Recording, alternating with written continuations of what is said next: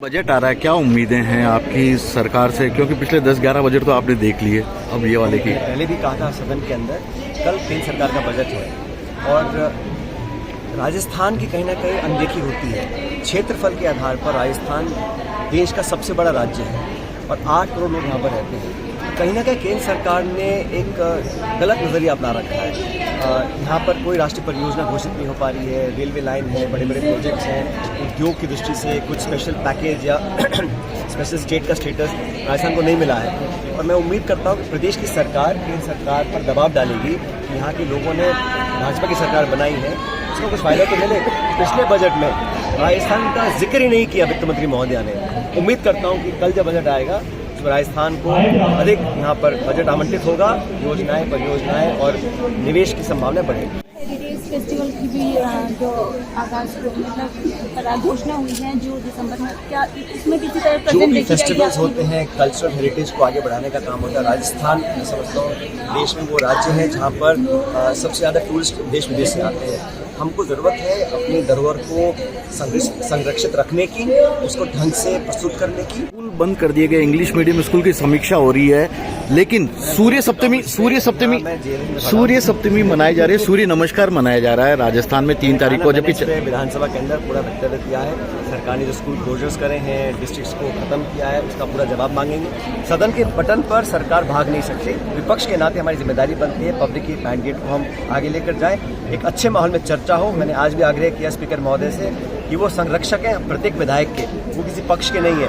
अच्छे माहौल में चर्चा हो, सवालों का जवाब मिले, डिस्कशंस हो और पब्लिक जो चाहती है उसके अनुरूप जवाब सरकार और मंत्री दे, ये हम सबकी उम्मीद है। सत्र अच्छा चले, सदन में खूब चर्चा हो और पब्लिक को लगे कि हमारे जनप्रतिनिधि हमारे हित की बात कर रहे हैं सदन के अंदर, ये बहुत जरूरी है। सर, हर साल की तरह आप जेएलएफ आते हैं, इस बार भी आप जेएलएफ आए हैं? मैं तो हर वर्ष जेएलएफ में आता हूँ क्योंकि मुझे लगता है कि हम एक तरह से होस्ट हैं और जयपुर शहर में जब इतने सारे लोग आते हैं देश दुनिया के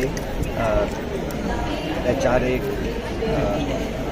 और हर पृष्ठभूमि के अलग अलग लोग वहाँ पर आते हैं, अपने विचारों का आदान प्रदान करते हैं। लेकिन मुझे लगता है सबसे बढ़िया बात जेएलएफ की जिस खुलेपन से यहाँ पर intellectual writers, authors, thinkers, thought provoking individual from across the world जब यहाँ पर आते हैं तो यहाँ पे एक अलग तरह का माहौल बनता है। और क्योंकि ये जयपुर में होता है, हम लोगों के लिए बहुत खुशी की बात है कि यहाँ हम लोगों को एज होस्ट उनको यहाँ रिसीव कर सकते हैं और ख़ासकर यंग लोगों को, क्योंकि जितना ज़्यादा हम उन विचारों को सुने जो हमसे मिलते नहीं हैं, सहमति ना बने लेकिन संवाद हो, चर्चा हो और दुनिया में क्या हो रहा है उसके बारे में इस जेएलएफ से बहुत कुछ समझने को सीखने को मिलता है। तो सामाजिक राजनीतिक जो चेंजेस आ रहे हैं उस सब पर अच्छे खुले माहौल में चर्चा होती है।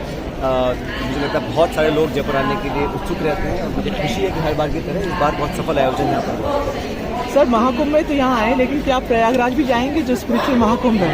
मुझे लगता है कि हर व्यक्ति को जो उसकी श्रद्धा है, जो उसकी आस्था है, उसका ग्रहण करना चाहिए, लेकिन हर चीज़ में राजनीति नहीं देखनी चाहिए।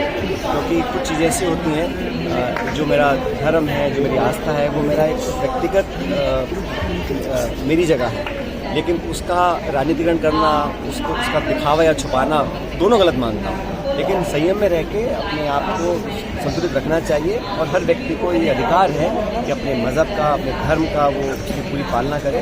जहाँ तक जेएलएफ की बात है, मैं इतना कहना चाह रहा हूँ कि अब जेएलएफ बहुत प्रसिद्ध हो चुका है दुनिया भर में, अलग अलग फेस्टिवल्स होते हैं जेएलएफ के नाम से दुनिया भर में। बड़ी बड़ी खुशी की बात है कि इसका जो जन्म हुआ है वो जयपुर से हुआ है। और मैं भी बता रहा था आयोजकों को कि लोग बहुत आ रहे हैं इस बार, लेकिन कहीं ना कहीं हम सब लोगों को मिलकर इसको और ज़्यादा व्यापक बनाने की ज़रूरत है। उसमें शहर के लोग हों, आयोजक हों, सरकार हो, हम सब लोग हों, क्योंकि ये एक बड़ा हमारे लिए एक इशू ऑफ प्राइड।